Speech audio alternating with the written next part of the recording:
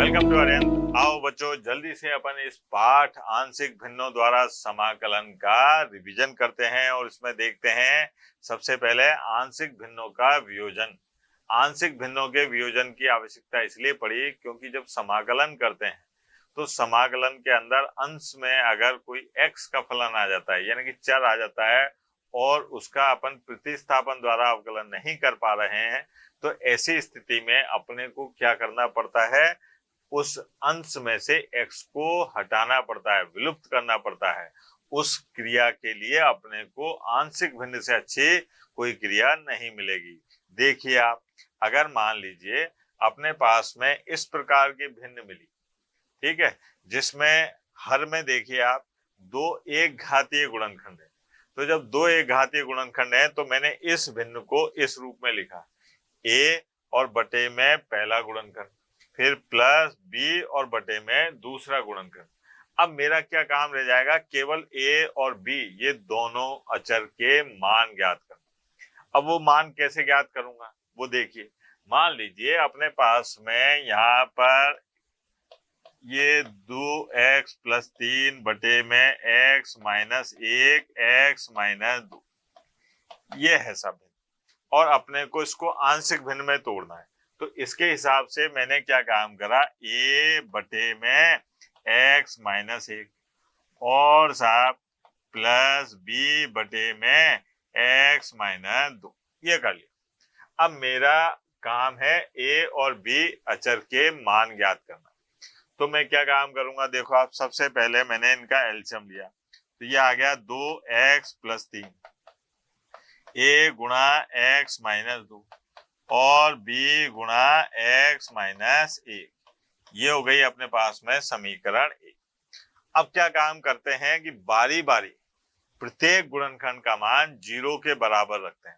तो सबसे पहले मैंने x - 1 बराबर 0 यानी कि x बराबर 1 कहाँ रखने पर, समीकरण 1 में रखने पर।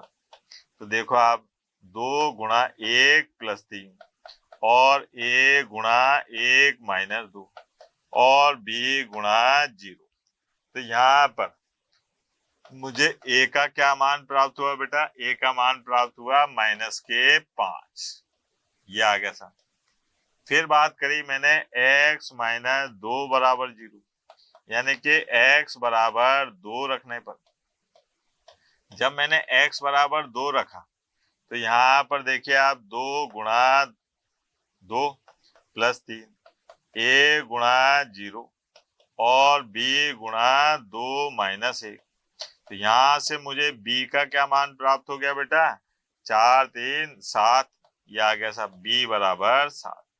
मतलब ये हुआ कि अपने पास ये जो भिन्न थी इसकी जगह मैं लिख सकता हूं -5 बटे x - 1 प्लस 7 बटे x - 2। मेरा उद्देश्य यहाँ पर ये था आंशिक भिन्न के लिए कि जो अंश में ये वेरिएबल यानी कि चर जो आ रहा है इसको गायब करना। इसको गायब कर दिया, देखो अब अंश में कोई भी चर नहीं आ रहा। इसका इस तरीके का इस्तेमाल तब करते हैं जब ये गुणनखंड कैसे हैं, एक घातीय गुणनखंड यानी कि x की जो घात है वो कैसी है, 1 है, ठीक है। एक घातीय गुणनखंड हो तब अपन इसका इस्तेमाल करेंगे। आगे बढ़ते हैं साहब, दूसरे रूप में देखते हैं अपन। यहाँ पर देखिए अपने पास में ये दे रखा है कि साहब अंश में x का पद है। अब इसको हटाने के लिए अपने को इसको आंशिक भिन्न में बदलना पड़ेगा, लेकिन जो हर में अपने को गुणनखंड दे रखा है ये 1 है लेकिन इसकी पुनरावृत्ति हो रही है, कितनी बार, 2 बार। तो अपन क्या काम करेंगे, a बटा पहले एक गुणनखंड को लिखेंगे, अगर यहाँ घात 2 है तो फिर b बटा और x + a इसकी होल घात 2 लिखेंगे। उदाहरण से समझाता हूँ। जैसे मान लीजिए कहीं पर लिखा हुआ है अपने पास में 3x + 2 और बटे में x - 1 इसकी होल घात 2।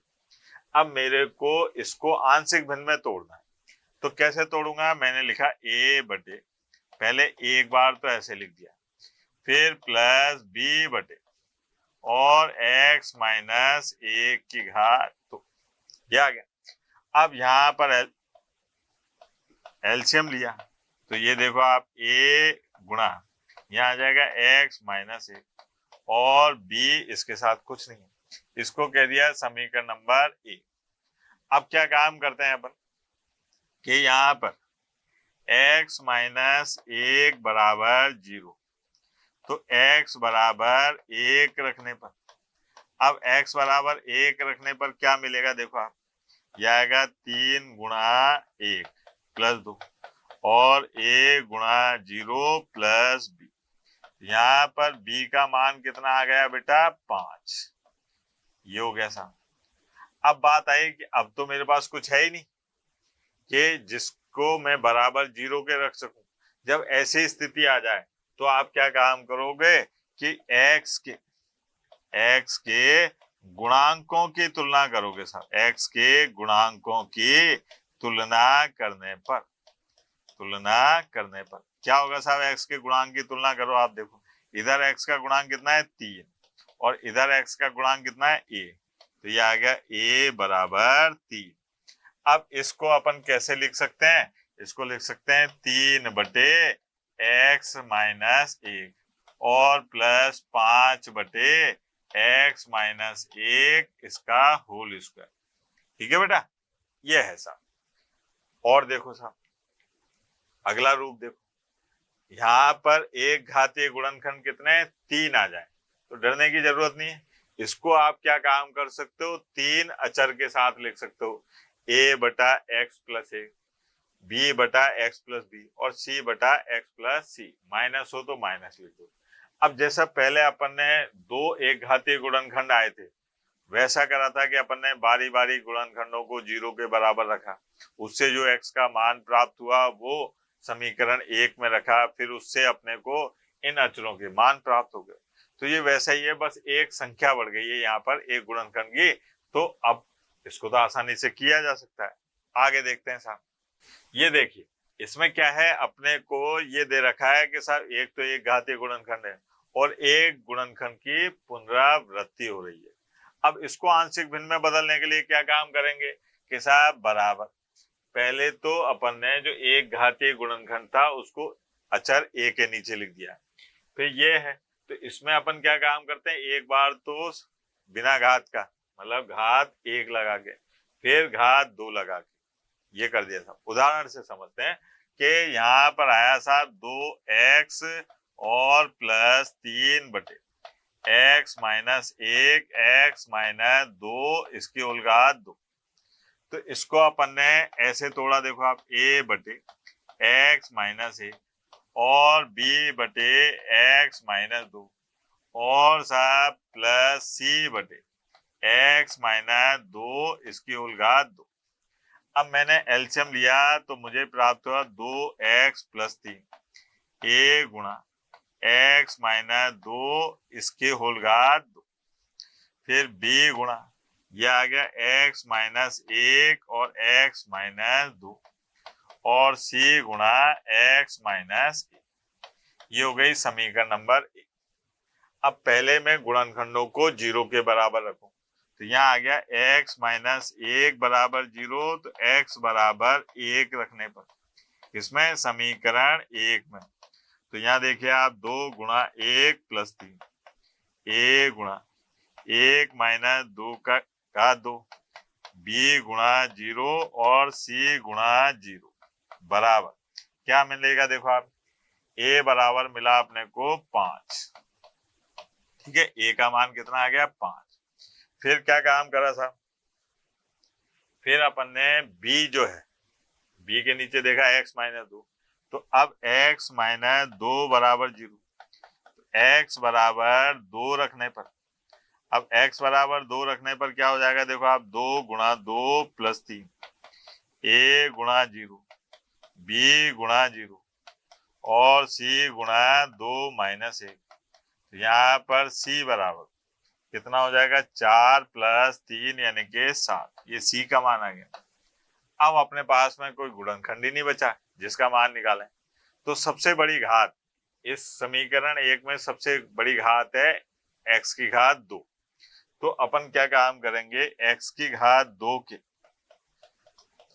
के गुणांकों की तुलना करने पर, गुणांकों की तुलना करने पर, अब x की घात 2 के गुणांकों की तुलना करने पर क्या होगा? देखो आप, यहाँ तो आ रहा है 0 समीकरण 1 में, x की घात 2 का कोई पद ही नहीं।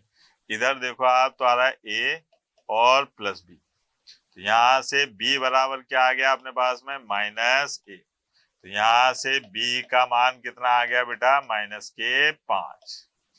ये a b c के मान आ गए। अब ये मान यहाँ रख दो, तो अपने पास में जो अभीष्ट आंशिक भिन्न आई वो आई 5/x minus 1 minus 5/x minus 2 और 7/x माइनस 2 के होल घात 2। यह आ गया सर।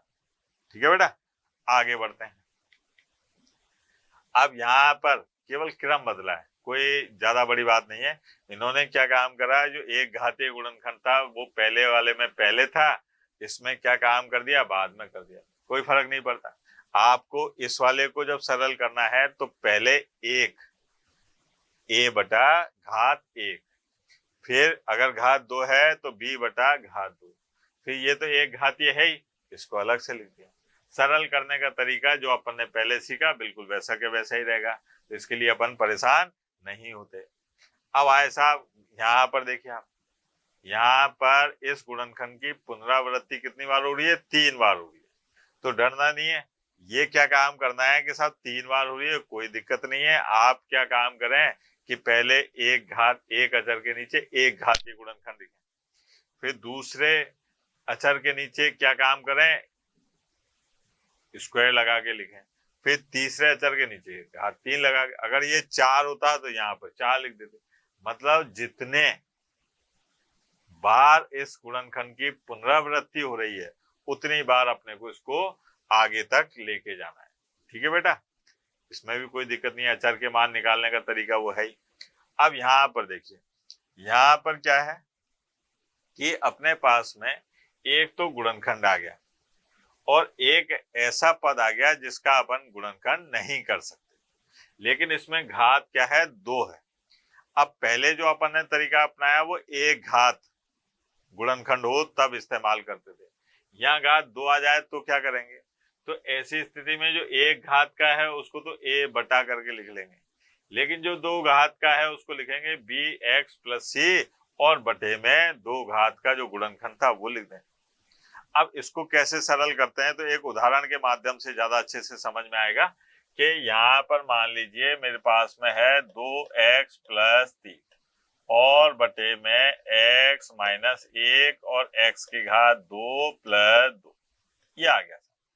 ठीक है, अब इसके गुणनखंड नहीं कर सकते, तो अपन ने क्या काम करा कि यहाँ पर लिखा a बटे x माइनस 1 और bx प्लस सी बटे x की घात 2 प्लस 2, ये आ गया।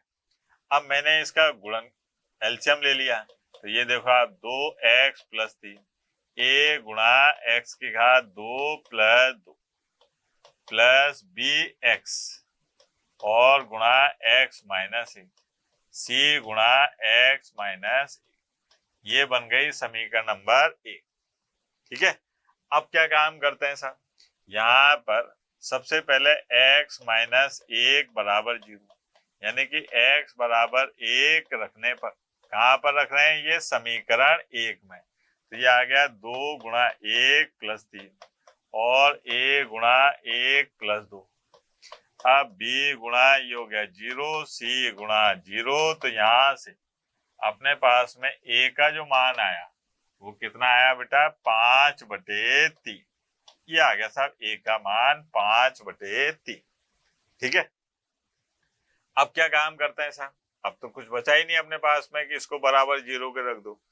अब यहाँ पर जो सबसे बड़ी घात है पहले उसको पकड़ते हैं, क्यों है यहाँ पर x की घात 2, तो ये लिखा x की घात 2 के गुणांकों की तुलना करने पर, गुणांकों की तुलना करने पर। अब क्या होगा साहब, x की घात 2 के गुणांकों की तुलना करने पर, इस तरफ x की घात 2 है ही नहीं, तो इसका गुणांक क्या आ गया? 0। यहाँ पर है a और प्लस b, तो यहाँ से b का जो मान आया वो माइनस है, यानी कि b जो अचर है उसका मान आ गया -5/3। ये हो गया साहब। उसके बाद में अब क्या करें साहब, अभी तो c बाकी है, तो आप क्या काम करो, x की घात 2 के बाद में x के गुणांकों की तुलना करने पर, अब x के गुणांकों की तुलना करने पर देखें साहब, तो यहाँ पर x का गुणांक कितना है, इसमें देखो आप समीकरण 1 में 2, यहाँ पर x का गुणांक कितना है -b और +c, यहाँ पर आ गया c बराबर 2 + b, यानी कि c बराबर 2 - 5/3, यानी कि c बराबर आ गया 1/3। ये हो गया साहब। अब a b c, यहाँ c का मान कितना आ रहा है 1/3, तीनों के मान आ गए, यहाँ रख दो साहब। तो यहाँ पर क्या हो जाएगा 5/3 x - 1 प्लस b का मान कितना है -5/3 x और c का मान 1/3 और x की घात 2 + 2। ठीक है, ये हो गया साहब। ये अपन ने इसको आंशिक भिन्न में तोड़ दिया, आसान सा काम है। ठीक है, अगर पहले तो आप क्या काम करो, ये गुणनखंडों को बराबर 0 के रखो, अगर ये नहीं होता है तो फिर जो सबसे बड़ी घात है उसके गुणांकों की तुलना करके आगे बढ़ते जाते हैं। ठीक, आगे देखते हैं। अब साहब आंशिक भिन्नों द्वारा समाकलन करने की विधि, ये जो अपन ने पढ़ा ये तो आंशिक भिन्न करना सीखा, अब इसके द्वारा समाकलन कैसे करेंगे, तो वहां पर आपको एक ऐसा फलन दे दिया जाएगा जिसमें अपन प्रतिस्थापन द्वारा समाकलन नहीं कर पाते, तो हर को देखते हैं, हर के अगर गुणनखंड संभव है तो पहले उसके गुणनखंड करते हैं, फिर उसको आंशिक भिन्नों में तोड़ते हैं, फिर समाकलन करते हैं। ये देखिए, ये कितना बढ़िया प्रश्न है अपने पास में कि दे रखा है cos x बटे में 1 + sin x और 2 + sin x, इसका समाकलन करना है। ठीक, अब आगे बढ़ते हैं, यहाँ पर इसको माना i बराबर, यह आ गया cos x और dx बटे में 1 + sin x और भैया 2 + sin x। अब समाकलन करने पहुंचे तो यहाँ पर पहले मानना पड़ेगा कि माना क्या कि sin x बराबर t। अब x के सापेक्ष अवकलन करने पर क्या हो जाएगा बेटा, x के सापेक्ष अवकलन करने पर cos x और यहाँ आ जाएगा dt बटे dx, तो cos x और dx बराबर dt। अब प्रतिस्थापन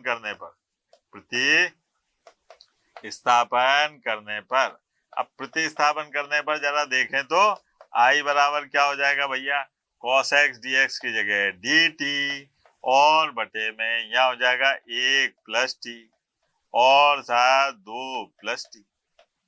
अब इसका समाकलन करना है। अब इसका समाकलन कैसे करें, तो उसके लिए अपने को आंशिक भिन्न की जरूरत पड़ेगी। तो देखें साहब आंशिक भिन्न में कैसे, कि अपन ने यहाँ पर माना कि 1/t + 1 और साहब t + 2 जो है ये बराबर है किसके, a/t + 1 के और b/t + 2। ये आ गया। अब यहाँ पर 1 बराबर a × t + 2 और b × t + 1, ये हो गई अपने पास में समीकरण नंबर 1। अब क्या काम करते हैं साहब, बारी बारी इनको 0 के बराबर रखो, तो यह आ गया t + 1 बराबर 0, तो यह आ गया t बराबर -1 रखने पर। अब t बराबर -1 रखने पर देखो आप 1 और यहाँ पर आ गया -1 + 2 b × 0, तो यहाँ पर a का मान आ गया कितना 1, ये हो गया साहब। फिर अपन ने t + 2 बराबर 0 यानी कि t बराबर -2 रखने पर, अब t बराबर -2 रखने पर क्या हो जाएगा बेटा, ये आ गया a गुणा 0 और b गुणा -2 + 1, यानी कि b का मान आ गया -1। ये आ गया। इसका मतलब यह है कि इस वाले फलन को मैं ऐसे लिख सकता हूँ, t + 1, और t + 2 को मैं क्या लिख सकता हूँ, 1/t + 1 और -1/t + 2। अब जो अपना समाकलन था I, इसका मतलब इसको मैं लिख सकता हूँ 1/t + 1 और dt और -1/t + 2 और dt। यह आ गया सर, मैंने इसके स्थान पर ये लिख दिया था। अब क्या काम करा, इसका जब समाकलन करूंगा तो समाकलन करने पर मुझे क्या प्राप्त होगा साहब, I बराबर यहाँ आएगा log t + 1, ठीक है, और साहब माइनस log t + 2, ये हो गया, और प्लस log c कह देते हैं इसको, है ना। अब यहां पर देखिए आप I बराबर log, ये एक मान आ रहा है देखो आप, तो यहाँ लिखेंगे t + 1 और बटे में t + 2 और साहब प्लस log c, ये आ गया। अब यहाँ पर I बराबर ये आ जाएगा अपने पास में log t का मान कितना था बेटा, t का मान था अपने पास में sin x, तो ये आ गया sin x + 1 और sin x + 2, ठीक है, और प्लस log c। अब इस log c की जगह आप c भी लिख देते तब भी कोई फर्क नहीं पड़ रहा था, है ना। ये आ गया अपने पास में आंशिक भिन्न द्वारा समाकलन। यह बात समझ में। एक और देखते हैं उदाहरण। अब ये उदाहरण देखिए, इस उदाहरण में क्या है, अपने पास में इस भिन्न का अपने को समाकलन करना है। सबसे पहले अपन इसको आंशिक भिन्न में तोड़ेंगे, तो उसके लिए अपन क्या काम करते हैं, मान लेते हैं कि माना 1/x x - 2 x - 4। अब 3 गुणनखंड है यहाँ पर, तो a/x b/x - 2 और c/x - 4, ये आ गया। अब यहाँ पर एलसीएम ले लो साहब, a गुणा x - 2 x - 4 और b गुणा x और x - 4, ठीक है, और c गुणा x और x - 2। इसको नाम दे दिया आपने समीकरण 1। अब बारी बारी इन गुणनखंडों को 0 के बराबर रखते हैं, तो क्या होगा देखो आप, x बराबर 0 रखने पर, अब x बराबर 0 रखने पर क्या होगा, 1 a गुणा 0 - 2 और 0 - 4 b गुणा 0 c गुणा 0। अब यहाँ देखो आप, -2 - 4 ये हो गए +8, तो a का मान जो है, a का मान क्या आ गया बेटा, 1/8, ये आ गया, ये a का मान है। फिर आगे बढ़े साहब, x - 2 बराबर 0 रखने पर, अब x बराबर 2 रखेंगे तो यहाँ आ गया a, ये a गुणा 0 b गुणा 2 गुणा 2 - 4 और प्लस c गुणा 0, तो यहाँ से b का मान प्राप्त होगा। अब b का मान देखो आप, ये -2 और ये -4, तो b का मान आ गया -1/4, ये हो गया। अब x - 4 बराबर 0, यानी कि x बराबर 4 रखने पर, अब x बराबर 4 रखने पर क्या होगा, 1 a गुणा 0 b गुणा 0 और c गुणा 4 और 4 - 2, ये आ गया 8, तो c का मान भी कितना आ गया, 1/8, ये हो गया सर। अब अपने पास में जो I था, यानी कि जो समाकलन करना था इसका, इसको जब आंशिक भिन्न में तोड़ देंगे तो अपने पास में क्या मान आएगा साहब, 1/8 और 1/x dx, फिर -1/4 और 1/x-2 dx और 1/8 और साहब 1/x-4 dx। ये आ गया। अब अपने को इसका समाकलन करना है, बड़ा आसान सा है इसका समाकलन। ये देखो आप, यहाँ पर इसका आया अपने पास में i बराबर 1/8 और log x बेस, फिर -1/4 और log x-2 और बेस, फिर +1/8 और log x-4 बेस, ये हो गया। और प्लस है ना, समाकलन स्थिरांक आ गया। अब इसको आगे सरल करने की इच्छा हो तो कर दो भैया। कैसे, देखो आप, यहाँ पर कॉमन आ रहा है अपने पास में पहले 1/8 और क्या बच रहा है log x और गुणा x-4, है ना, और प्लस -1/4 log x-2 और प्लस c, या अब क्या काम करो, i बराबर यहां से 1/4 जो है वो कॉमन ले लो इन दोनों में, तो ये क्या बचेगा अपने पास में log। अब 1/2 को ऊपर ले जाओ तो ये आ गया अपने पास में √x और x-4 और बटे में x-2 प्लस, ये हो गया साहब। ये अपने पास में इस समाकलन का मान आ गया। ठीक है, अब एक और उदाहरण देखिए। इसमें क्या है, गुणनखंड की पुनरावृत्ति हो रही है। तो सबसे पहले आप क्या करेंगे कि मानेंगे माना 1/x और x+1 का होल स्क्वायर। इसको आंशिक भिन्न में कैसे लिखेंगे, a/x और साहब b/x+1 और c/x+1 का होल स्क्वायर, ये आ गया। अब यहाँ पर एलसीएम ले लो साहब, a गुणा यहाँ आ जाएगा अपने पास में x+1 का होल स्क्वायर, b गुणा x+1 और c गुणा x। ये हो गई समीकरण नंबर 1। अब बारी बारी प्रत्येक गुणनखंड को 0 के बराबर रख दो। तो ये आ गया साहब x बराबर 0 रखने पर, x बराबर 0 रखने पर क्या हो जाएगा 1 और a गुणा 0 + 1 का स्क्वायर, b गुणा 0 c गुणा 0। यहां से a का मान आ गया 1, सीधी सी बात।